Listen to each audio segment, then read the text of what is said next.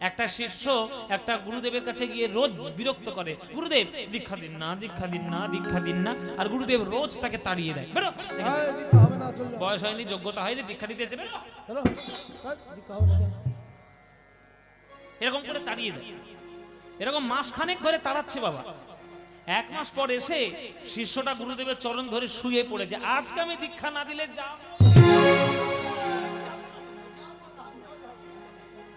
যাব না। গুরুদেবের চরণে শুয়ে পড়েছে। গুরুদেব বলছে, ঠিক আছে আমি তোকে দীক্ষা দিতে পারি, তুই একটা জিনিস আমায় দিতে পারবি? বলে কি? বল কি জিনিস দেবো বলুন গুরুদেব, যা বলবেন তাই দেবো। বলে জগতের সব থেকে নিকৃষ্ট বস্তু আমায় দে, আমি দীক্ষা দেব। সব থেকে খারাপ বস্তু আমায় দে। গুরুদেব মনে, শিষ্য মনে মনে ভাবছে, বাহ এ তো ভালোই গুরুর পাল্লায় পড়েছি, পয়সা লাগবে না, নিকৃষ্ট বস্তু বলেছে তো ফ্রিতে পাওয়া যায়। চারিদিকে খারাপ বস্তু খুঁজতে শুরু করলো শিষ্য। এবার যেটাই খারাপ খুঁজতে যায় দেখে তার পিছনে অন্যদিকে একটা ভালো কারণ আছে। ভালো ভালো খোঁজা সহজ বাবা, খারাপ আর খুঁজে পাচ্ছে না। খারাপ কোথায়, খারাপ কোথায়, নিকৃষ্ট কোথায়, নিকৃষ্ট কোথায়, এই করতে করতে মাস দুয়েক কেটে গেছে। হ্যাঁ, খুঁজে খুঁজে আর পাচ্ছে না, মাথা গরম হয়ে গেছে, বলে আর কি খুঁজবো রে বাবা, খারাপ জিনিস কি? মাঠের মাঝখানে গিয়ে বিষ্ঠা ত্যাগ করতে বসেছে সকালবেলা। হ্যাঁ, সকালের কর্ম সারতে বসেছে। এইবার সকালবেলা বিষ্ঠা ত্যাগ করতে হঠাৎ তার খেয়াল হয়েছে, এই একটা খারাপ জিনিস পেয়েছি। হ্যাঁ, এই পেয়েছি, এইটাই হচ্ছে জগতের সব থেকে খারাপ জিনিস, বিষ্ঠা। ইস, ছি ছি ছি, এর মধ্যে দুর্গন্ধ হয়, এর মধ্যে পোকা হয়, একে যারা ছোঁয় তাদেরকে ছুঁইলে স্নান করতে হয়, এইটা গুরুদেবকে দেবো। এই বলে সে হাতে করে বিষ্ঠাটা তুলতে গেছে। এবার যেই তুলতে গেছে ভেতর থেকে কথা আসছে, সাবধান।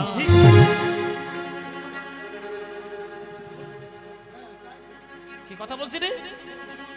তখন বিষ্ঠা বলছে, আমি কথা বলছি। বিষ্ঠা আবার কথা বলে নাকি? বলে হ্যাঁ, প্রয়োজন পড়লে বিষ্ঠাও কথা বলে। কি বলবি? বলে তুমি জীবনে আমায় আদর করে হাতে তুলতে আসনি, আজকে হঠাৎ মতিভ্রম হয়েছে কেন, হাতে করে তুলতে এসছো? হ্যাঁ, মুচি মাতরের কাজ তোমার করতে কে বললো? না, আমি আজকে খুঁজে খুঁজে দেখলাম যে তুই সব থেকে খারাপ বস্তু, আর আমার গুরু বলেছে খারাপ বস্তু না দিলে তিনি আমাকে দীক্ষাই দেবেন না, তাই আমি তোকে হাতে করে নিয়ে যাচ্ছি গুরুর কাছে, আমি গুরুকে দেব। তখন এই বিষ্ঠাটা বলছে যে আমি যে জগতের সব থেকে খারাপ বস্তু, এই ভীমরতিটা তোমার হলো কি করে? এই ভীমরতি তোমার হলো কি করে? তুমি যে আমায় খারাপ বস্তু বলছো, জানো আমি শূকরের খাদ্য, আমি কত পোকার বাসস্থান, আমি যে খারাপ বস্তু, ভীমরতি তোমার কে বলেছে তোমার? তখন বলছে তুই খারাপ বস্তু নস, তোর মধ্যে দুর্গন্ধ, তোর মধ্যে পোকা, তোকে যারা ছোঁয় তাদেরকে ছুঁইলে স্নান করতে হয়। তখন বলছে শোনো ভাই, আজকে যে তুমি আমায় খারাপ বস্তু বলছো, আমার জীবনীটা একবার ভেবে দেখো তো, গতকাল আমি কি খারাপ বস্তু ছিলাম? গতকাল আমি একটা কাঁচের বাক্সের মধ্যে সাজানো ছিলাম, আমার নাম ছিল রাজভোগ, আমার সামনে লেখা ছিল 35 টাকা পিস। কালকে 35 টাকা পিস আমার সামনে লেখা ছিল। লোকে আমায় কত যত্ন করে কিনে নিয়ে যায়। এক বৈষ্ণব আমাকে কিনে নিয়ে গেল ওই কাঁচের ঘরের ভিতর থেকে। কিনে নিয়ে গিয়ে কোথায় রাখলে জানো? ওই যে গোবিন্দের সামনে একটা পাত্র আছে, তামার পাত্র, ওইখানে গিয়ে রেখে দিল। আমার উপরে একটা তুলসী পাতা রেখে দিল। তখন ভক্তরা যারা আমাকে দেখতে এসেছিল, তারা আর কেউ রাজভোগ বলছে না, সবাই হাত বাড়িয়ে আকুল হয়েছে আমাকে ধরবার জন্য, আমাকে বলছে প্রসাদ প্রসাদ। আমার তখন উন্নতি হয়ে গেল, আমি ছিলাম রাজভোগ, তারপর হয়ে গেলাম প্রসাদ। আর তোমার মুখে এক হতচ্ছাড়া, আমাকে খেয়েছো বলে কালকে ছিলাম আমি রাজভোগ প্রসাদ, আর আজকের আমি সকালবেলায় বিষ্ঠাতে পরিণত হয়েছি। বলো খারাপ কে, আমি না তুমি? লোকের মাথা ঘুরছে ওই মাঝখানে, মাঠের মাঝখানে। সর্বনাশ, আমার দেহের সংস্পর্শে এসে যদি একটা ভালো জিনিস মন্দ হয়ে যেতে পারে, তাহলে আমার দেহটা ভালো হতে পারে কি করে? এই 2 মাস পর তার চৈতন্য হলো যে গুরুদেব, আমার জগতের সব থেকে খারাপ বস্তু হচ্ছে আমার এই নিজেরই দেহটা। এই দেহ থেকে খারাপ বস্তু কিছু নাই। আজ থেকে এই দেহটাই আমি আপনার চরণে সমর্পণ করলাম। এইবার আপনি আমায় কৃপা করুন গুরুদেব। আছাড় খেয়ে পড়ল গুরুর চরণ। তখন গুরু মাথায় হাত বুলিয়ে বলছে, এইবার তোমার চৈতন্য হয়েছে, এইবার তোমার দীক্ষা দেওয়া যাবে। এইটাই হচ্ছে দরকার মায়েরা। আমরা জগতে যে নিজেদের যে কি করব আমরা নিজেরাই জানি না। সারদা মা বলে গেছে যে লোকের দোষ ধরার আগে নিজের দোষটা ধরে দেখবে, যদি নিজের দোষ ধরতে পারো দেখবে জগৎ শান্তিময় হয়ে উঠবে। আর আমরা নিজের দোষ কেউ দেখি না, পরের দোষ দেখার জন্য সকাল থেকে সন্ধ্যে বসে আছি। হ্যাঁ, পরের দোষ ধরার জন্য। আর দোষ ধরার একটা যন্ত্র এখন বেরিয়েছে, ফেসবুক যন্ত্র বেরিয়েছে। ফেসবুক কে কোথায় নোংরামো বাদরামো করে বেড়াচ্ছে সব ডিটেলস খবর আপনি ওইখানে পেয়ে যাবেন। আর আপনার কোনো খেয়ে দিয়ে কাজ নেই, 5 ঘন্টা 6 ঘন্টা ফেসবুক করছেন সারাদিন, লোকের দোষ খুঁজে বেড়াচ্ছেন।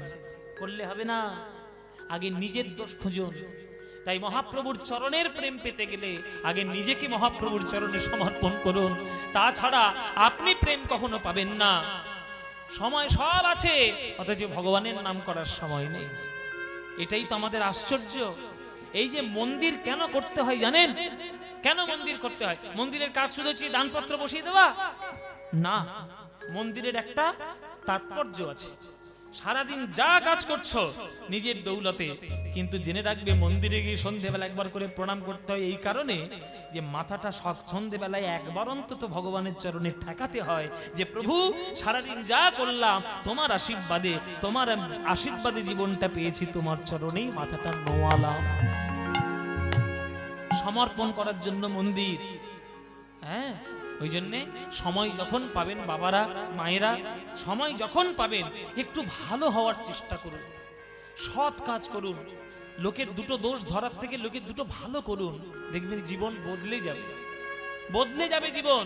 সকাল হোক, সন্ধে হোক, রাত হোক, দিন হোক, বাইরে হোক, ঘাটে হোক, অফিস হোক, কাচারি হোক, সময় যখন পাবে যে তোমাদের ভালো হতে শিখিয়েছে সেই গৌরাঙ্গের নাম নিতে যেন কখনো ভুলবে না। যখন সময় পাবে তখন বলবে ভজ গৌরাঙ্গ, কহ গৌরাঙ্গ, লহ গৌরাঙ্গের নাম রে। ভজ গৌরাঙ্গ, কহ গৌরাঙ্গ, লহ গৌরাঙ্গের নাম রে। যে জন, আমি হঠাৎ করে গানটা ধরে ফেললাম, গানটা গাইবো না বন্ধ করে দেবো? মানে আপনাদের ভালো লাগলেই গাইবো, নইলে বেকার সময় নষ্ট করে লাভ নেই। গাইবো বাবা? ও মায়েরা, তোমাদের ভালো লাগে গানটা? সত্যি বলছো মায়েরা? সত্যি? সিরিয়ালের দিব্যি আমাকে চেনো না, আমি বড় খতরনাক ছেলে। যে আমাকে বলছে যে না না সিরিয়াল দেখি না, কোন দিন ফট করে 7টার সময় ঘরের মধ্যে ঢুকে যাব। আর যদি আমি দেখেছি যে ওই কে আপন আর কে পর হচ্ছে আর ফুলকি হচ্ছে, টিভি ওইখানেই ভেঙে দিয়ে আসবো আমি। হ্যাঁ, তোমাদের কি বলবো মায়েরা, ঘর সত্য বিভীষণ নিয়ে আমি ঘুরছি। এ নয়, যদি না দেখে কি করে বললো অনুরাগের ছোঁয়া? এই আর একটা বিভীষণ, এটা হচ্ছে এক ছোট বিভীষণের বড় বুড়ো বিভীষণ, বলে গীতা LLB। ও মায়েরা, সিরিয়াল বেশি ভাল লাগে না কীর্তন বেশি ভাল লাগে? সত্যি বলছো তো? তাহলে এই যে ভজ গৌরাঙ্গ গানটা গাইছি, গানটা আমার সঙ্গে গাইতে পারবে সবাই মিলে? চলো আজকের আমরা যারা যারা এই ভজ গৌরাঙ্গ, কহ গৌরাঙ্গ, লহ গৌরাঙ্গের নাম রে, এই গানটা আপনারা যারা যারা ভালোবাসেন না একবার উলুধ্বনি দিন দেখি জোরে।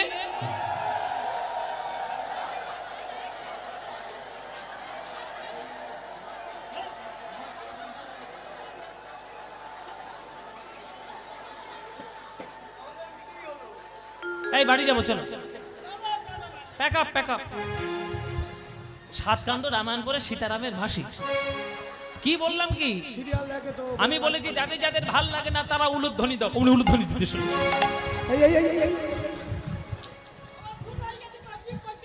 তো লজ্জা করে না, ঠাকুর রয়েছে সামনে, এখানে বলছে ভুল হয়ে গেছে, বলে ভাবের গতি দিবে। ও মায়েরা, ভুল হয়েছে তো? হয়েছে, ভুল স্বীকার করছো? আচ্ছা তাহলে এবার শুধরে নাও। যারা যারা এইবার গানটি ভালোবাসো এইবার উলুধ্বনিটা তারাই দাও।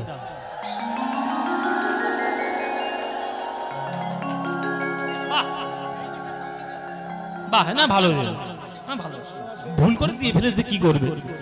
আচ্ছা ভালো যখন বাসো, বাবারা ভালোবাসো তো নাকি? বাবারা বাবারা ভালোবাসেন তো?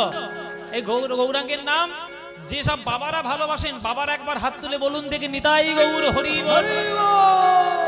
বাহ, এই তো সবাই ভালোবাসে। চলুন, সময় পেয়েছি যখন, সুযোগ পেয়েছি যখন, সবাই মিলে একটু গৌরাঙ্গের নাম ঠাকুরের সামনেই করে নি। ভজ গৌরাঙ্গ কহ গৌরাঙ্গ লহ গৌরাঙ্গের নাম রে, বলো ভজ।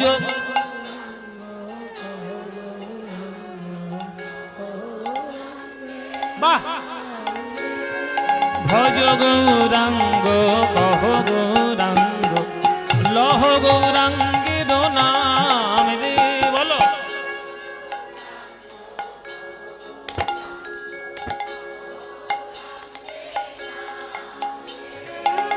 যে জনা গৌরাঙ্গ ভজে সে হয় আমার প্রাণ রে, বলো। যে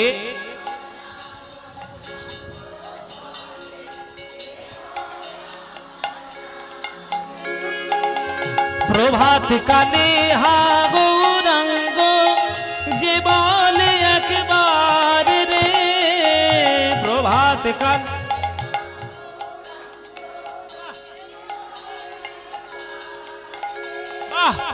সেই জন আমার হয়, আমি হই তার রে, বলো।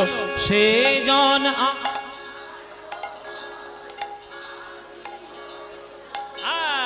এবার হাত তুলে ভজ গৌরাঙ্গ লহ গৌরাঙ্গে নাম রে, ভজ গৌরাঙ্গ লহ গৌরাঙ্গে নাম রে।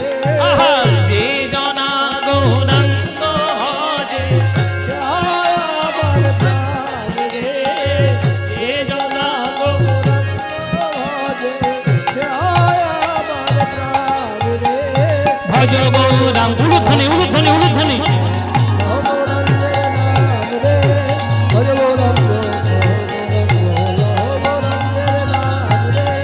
নিতাই গৌর হরি হরি।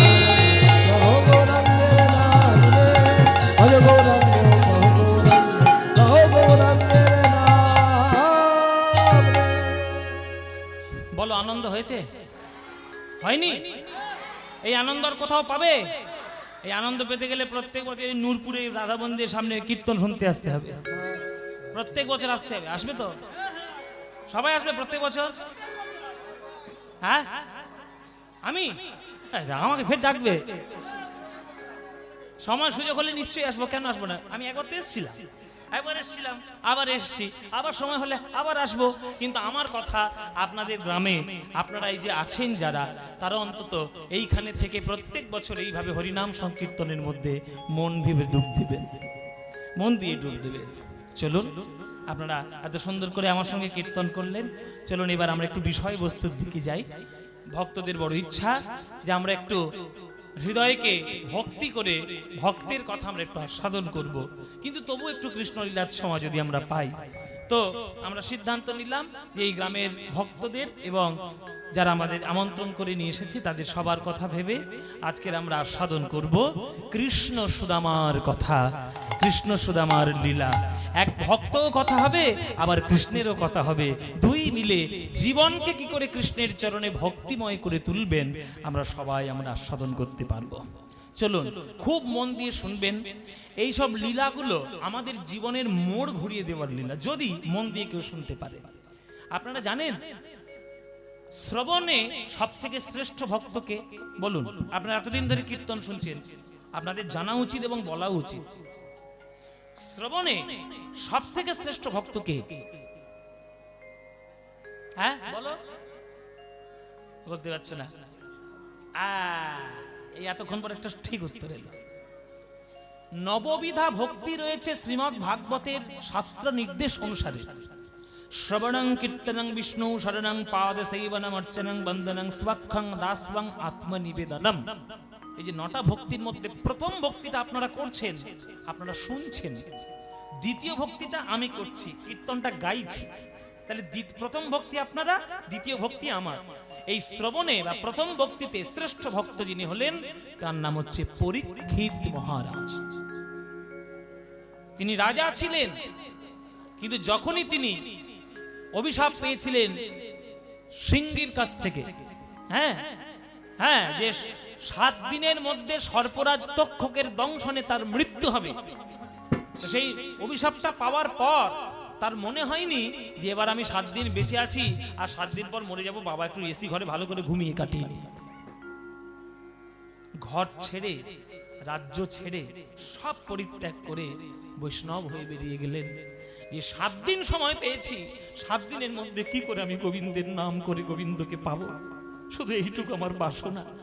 এই 7 দিনের মধ্যে তিনি গিয়ে উপস্থিত হলেন ওই নদীর তীরে সুখদেব গোস্বামীর চরণে।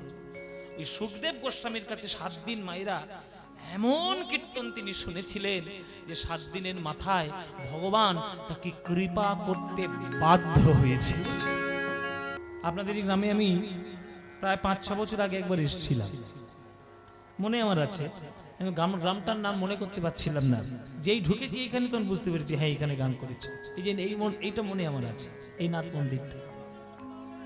তো এত সংকীর্ণ পরিসরে এত ভক্তের আগমন হয়েছে, ওই জন্য একটু জায়গা নিয়ে একটু মহাভারতের যুদ্ধ চলছে আর কি। ঝগড়া তো চিরকাল 3টে জিনিস নিয়েই হয়, জেনে রাখবেন শাস্ত্রের বচন যে চিরকাল ঝগড়া 3টে জিনিস নিয়ে হয়েছে: ভূমি, রাজ্য, নারী। এই 3টে ঘটিত ঝগড়া সবসময় হয়েছে, মানে জায়গা নিয়ে মারামারি।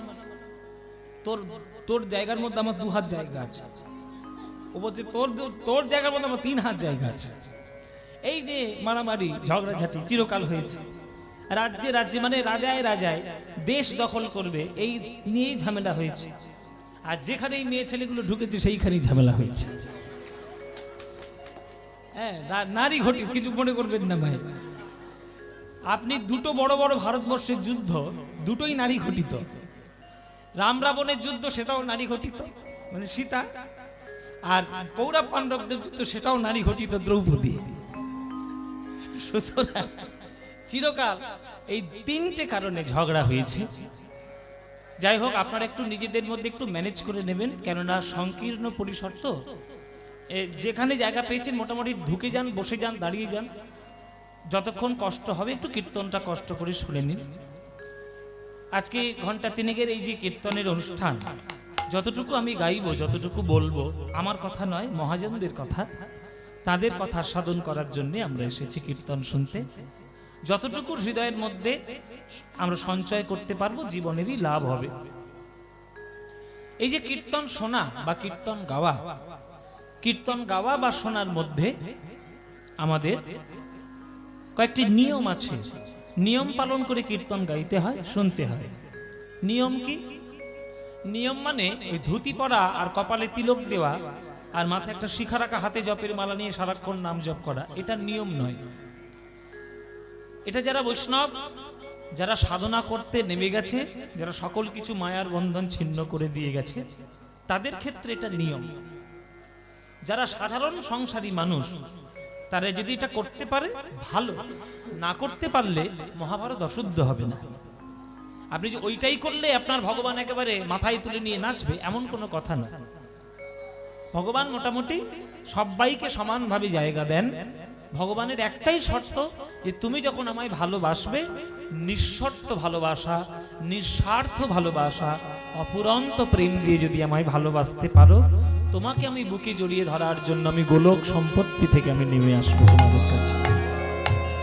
সেই কীর্তন গাইতে গেলে বা শুনতে গেলে কয়েকটি নিয়ম আছে, যেটা পালন করতেই হয়। সেটা ভেতরের নিয়ম, বাইরের নিয়ম নয়। প্রথম নিয়ম কি? ত্রিনাদপি সুনীচেন,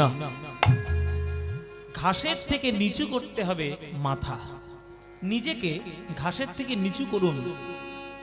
আমরা এখনকার দিনে এমন একটা সময়ে বাস করছি বাবা, আমরা নিজেদেরকে নিচু নয়, নিজেদেরকে প্রচন্ডভাবে উঁচু দেখতে চাই।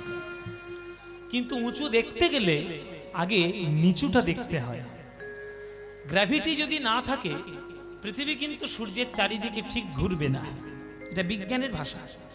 গ্র্যাভিটি যদি না থাকে, আপনি সব যদি সূর্য ছেড়ে দেয় তাহলে পৃথিবীতে থাকবে না তো, দুম করে গিয়ে কোথায় পড়বে কোনো ঠিক নেই। সূর্যের একটা গ্র্যাভিটি ফোর্স আছে, ওইটা টেনে ধরে রেখেছে পৃথিবীকে। আবার পৃথিবীর একটা গ্র্যাভিটি টান আছে, মাধ্যাকর্ষণ শক্তি, সেটা কিন্তু ধরে রেখেছে চাঁদ, সেটাও আবার সেই গ্র্যাভিটিতে পৃথিবীর চারিদিকে ঘুরছে। তাই নিচু হওয়াটা উঁচু হওয়ার একটা প্রধান লক্ষণ। একটা 10 তলা বিল্ডিং যখন বানায় দেখবেন উপরটা যতটা শক্ত তার থেকে অনেক বেশি শক্ত মাটির তলার ভিতটা। ভিত যদি শক্ত না হয় কখনো উপরেরটা শক্ত হতে পারে না। ওই উপরের যে 10 তলা বিল্ডিংটা একটু লাইটটা কমাবে, বেশি আলো দিও না, রেজুলেশনটা একটু কম করে দাও।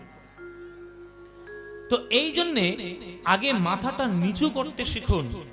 মাথা উঁচু তো নিশ্চয়ই হবে, যারা মাথা নিচু করেছে তাদেরই মাথা উঁচু হয়েছে। যে আম গাছের ডালে বেশি আম ধরেছে সেই আম ডালটা চিরকাল নিচের দিকেই গেছে। তাই নিচু হওয়ার চেষ্টা করুন। তৃণাদপি সুনীচে। দ্বিতীয় নিয়ম কি?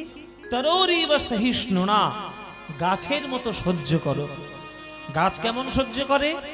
বৃক্ষ যেমন কাটিলেও কিছু না বলয়, শুকাইয়া মরিলেও কাউরে পানি না মাগয়, যেই যে মাগয় তারে দেয় আপন ধন, ঘর্ম বৃষ্টি সহে আনের করয় রক্ষণ। এই রকম সহ্য ক্ষমতা যদি তুমি তৈরি করতে পারো তাহলে তোমাদের মধ্যে প্রেম হবেই হবে। 2 নম্বর নিয়ম। 3 নম্বর নিয়ম, অমানি না। নিজের বেশি মান সম্মান রাখলে চলবে না, একটু মান সম্মান কম করো। আমি অতিরিক্ত শিক্ষিত, আমাকে অতিরিক্ত মান দিতে হবে, এইটা সব সময় মনে করলে চলবে না। জীব নিত্য কৃষ্ণ দিয়াস, ইহা ভুলিয়ে গেলা, তে কারণে মায়া পিশাচি গলায় বান্ধিলা। আমরা চাকর হয়ে এসেছি জগতে। কার চাকর? কৃষ্ণের চাকর। আমরা কেবলমাত্র কৃষ্ণের দাস, অন্য কারোর দাস নয়। না টাকা পয়সা, না বড় বড় কোম্পানি, কিছু নয়, আমরা কেবলমাত্র কৃষ্ণের দাস। এই মান সম্মানটা যদি ত্যাগ করতে পারো তাহলে দেখবে প্রেম তোমার হৃদয়ের মধ্যে হবেই হবে। 3টে নিয়ম। 4র্থ নিয়ম, মান দেন। মান সম্মান প্রদান করতে শেখো। আমার সামনে যে বসেছে আমাকে সম্মান তাকে দিতেই হবে। তার মধ্যে 10টা খারাপ গুণ আছে কিন্তু একটা ভালো গুণ তো আছে, ওই একটা ভালো গুণের জন্য তাকে সম্মান দিতে হবে। যদি একটা 5 বছরের বাচ্চার কাছে আমি কিছু নতুন শিখি, সেও আমার গুরুস্থানীয় হয়ে যাবে, সেও আমার গুরু হবে যদি আমি তার কাছে শিখি। এই সম্মান প্রদান করতে হয়। হ্যাঁ, সম্মান প্রদান না করলে ভগবানের চরণে নিজেকে ওই সমর্পিত করা যায় না, নইলে অহংকার বাধা দেবে ভগবানের পথে। হ্যাঁ, ওই জন্যে সম্মানটা দিতে শিখো। সম্মান দিলে সম্মান ঠিক পাবে। এই 4টে নিয়ম বেশি নিয়ম নয়, জীবনেরই 4টে নিয়ম যদি কেউ মেনে চলে মহাপ্রভুর কথা অনুযায়ী, জীবনে তার প্রেম হবেই হবে, একেবারে 100% গ্যারান্টি। এখনকার দিনের কারোর গ্যারান্টি দেয় না, এখনকার সব ওয়ারেন্টি হয়েছে। গ্যারান্টি নেই বাবা, ওয়ারেন্টি। ভালো করে দোকানে গিয়ে মোবাইল টোবাইল যখন কিনবেন ভালো করে খেয়াল করবেন যে আপনাদের মোবাইলে গ্যারান্টি কি। তখন দেখবেন যারা সেলসম্যান তারা বলবে গ্যারান্টি ফ্যারান্টি কিছু নেই, ওয়ারেন্টি দিতে পারে। ওয়ারেন্টি আর গ্যারান্টির মধ্যে পার্থক্য আছে, কিন্তু মহাপ্রভু যে বাণীটা বললেন সেই বাণীটার মধ্যে গ্যারান্টি আছে, একবার 100% গ্যারান্টি। যে তোমরা যদি এই 4টে নিয়ম মন দিয়ে পালন করতে পারো, তোমাদের জীবনে হৃদয়ে আমার রাধা গোবিন্দের মহাব্রজ প্রেম একবার আস্বাদন হবেই, যদি সঠিক নিয়ম মেনে করতে পারো। ওই জন্যে সব সময় মাথা নিচু করো, উঁচু করো না। আমার মাথা নত করে দাও হে তোমার চরণ ধুলার তলে, মাথা নত করে দাও হে তোমার চরণ ধুলার তলে, সকল অহংকার হে আমার ডুবাও চোখের জলে, আমার মাথা নত করে দাও হে তোমার চরণ ধুলার তলে। চরণের ধুলার তলে। ও মায়েরা, পায়ের ধুলো পায়ের কোথায় থাকে? হ্যাঁ, পায়ের ধুলো পায়ের কোথায় থাকে? তলায় থাকে, উঁচুতে থাকে। ভগবানের পায়ের তলায় যে ধুলোটা লেগে আছে, কবি বলছে যে প্রভু সেই ধুলোটার কত ভাগ্য বলতো যে সে তোমার চরণের তলায় জায়গা পেয়েছে। ভগবানের পায়ের তলায় যে ধুলোটা জায়গা পেয়েছে তার ভাগ্য কত।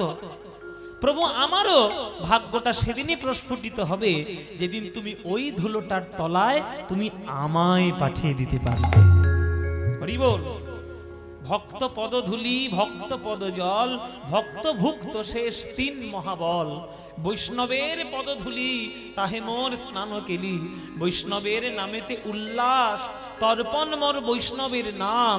বিচার করয়ে মনে ভক্তি রস আস্বাদনে, মধ্যস্থ শ্রী ভাগবত পুরাণ। যে বৈষ্ণবের চরণ ধুলি যদি গায়ে মাখতে না পারো তার হৃদয়ের মধ্যে প্রেম কখনো হবে না। ভক্তের চরণ ধুলিতে স্নান করো। আমাদের দেশের শিক্ষা, আমাদের দেশের আধ্যাত্মিকতা, আমাদের দেশের দর্শন এতটা উচ্চ স্তর, সেটা বুঝতে গেলে আমেরিকার 100টা জন্ম সময় লাগবে। 100টা জন্ম সময় লাগবে। সারা পৃথিবীতে আমি গ্যারান্টি দিচ্ছি বাবা, যে সারা পৃথিবীতে আমাদের দেশের মতো আদর্শ এবং দর্শনগত শিক্ষা পৃথিবীর কোনো দেশে নেই, কোনো দেশে নেই। কিন্তু দুর্ভাগ্যের ব্যাপার কি জানেন, আমাদের দেশের মানুষগুলোই আমাদের দেশের শিক্ষা চেনেনি। তাই আজকের এই দুরাবস্থা হয়েছে চারিদিকে। নিজেদের দেশের শিক্ষা নিজেরাই যদি না চিনি তাহলে কে চিনবে? পাড়ার লোকরা এসে চিনবে? কেউ চিনবে না। অথচ বিদেশি অনেক যারা সাধক, যারা বিদেশি অনেক বড় বড় দার্শনিক, তারা প্রত্যেককেই আমাদের ভারতবর্ষের শিক্ষা থেকে ইন্সপায়ার্ড, তারা অনুপ্রাণিত। আমরা অনুপ্রাণিত নই। আমরা এখন ভারতে থেকে আমেরিকায় পড়তে যাই, আর আগেকার দিনে আমেরিকা থেকে লোক আসতো ভারতে পড়াশোনা করার জন্য। এটাই দুর্ভাগ্য হয়ে গেছে। কিছু তো করার নেই। যদি আপনার দেশকে আপনি না চেনেন তাহলে আপনার দুর্ভাগ্য। রবীন্দ্রনাথ চিনেছিলেন? রবীন্দ্রনাথ কি চাইতেন না যে আমাদের দেশ ছেড়ে আমি আমেরিকায় গিয়ে থাকি? চাইতেন বা পারতেন, কিন্তু করেননি। তিনি দেখেছেন আমাদের ভারতবর্ষে যে শিক্ষা, যে আধ্যাত্মিকতা রয়েছে, সারা পৃথিবীতে কোথাও সেই আধ্যাত্মিকতা নেই। আমাদের দেশের আধ্যাত্মিকতা মাথা নিচু করো, চরণ ধুলার তলে সকল অহংকার হে আমার ডুবাও চোখের জলে। ও মাইরা, যে আয়নায় আপনি মুখ দেখেন, সেই আয়নায় যদি আমি একটু কাদা ঘষে দিই আর মুখ দেখা যাবে? আমাদের হৃদয় আয়নাতেও ওই রকমের জনম জনমের অপরাধ যুক্ত, কালিমা যুক্ত ময়লা আমাদের হৃদয়ের মধ্যে জমে আছে, দেখতে পাচ্ছি না। তাহলে কি করো? বলে জল দিয়ে পরিষ্কার করো। কোন জল দিয়ে পরিষ্কার করবে? নয়ন জল দিয়ে পরিষ্কার করো। নয়নের জল দিয়ে হৃদয় দর্পণ মার্জন করলে সেই চকচকে আয়নাতে ভগবানের শ্রী বদন দর্শন করার মতো সৌভাগ্য উদয় আমাদের। ও মায়েরা, হরিণ দেখেছো? হরিণের সব থেকে সুন্দর জিনিস কোনটা? উল্টো পাল্টা কথা বলো না, এখান থেকে গঙ্গার জলে ফেলে দেবে।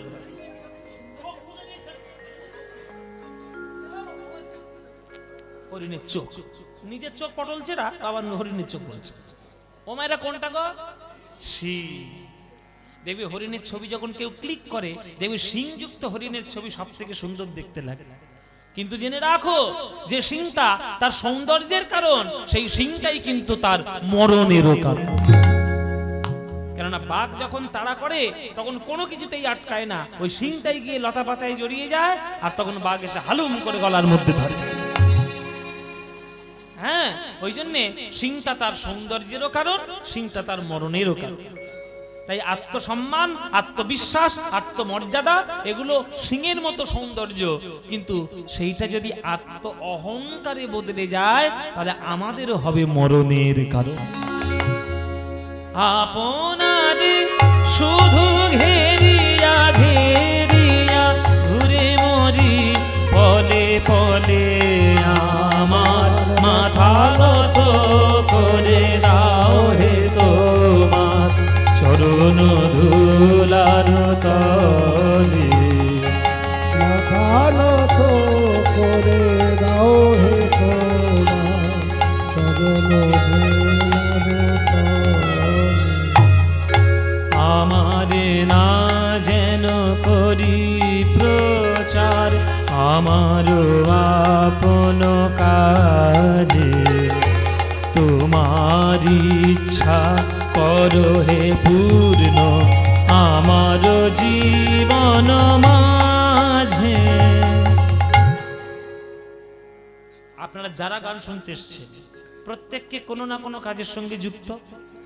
জেনে রাখবেন আর মনে করে রাখবেন যেটা আপনি করছেন আপনার কোনো যোগ্যতাই নেই, ঈশ্বরের করুণা হয়েছে বলে আপনি এটা করছেন। যে মুচি তার ওই ঈশ্বরের দয়াতেই ওই কাজটা করতে হবে, যে ইঞ্জিনিয়ার তাকে ঈশ্বরের দয়াতেই ওই কাজটা করতে হবে। পড়াশোনা তো তুমি না করলে তুমি পাবে না, সেটা তো আলাদা কথা। কর্মণ্যেবধিকারস্তে মা ফলেষু কদাচন মা কর্ম ফল হেতুর্ভ মা সঙ্গস্তনি কর্মণি, এ তো গীতার কথা।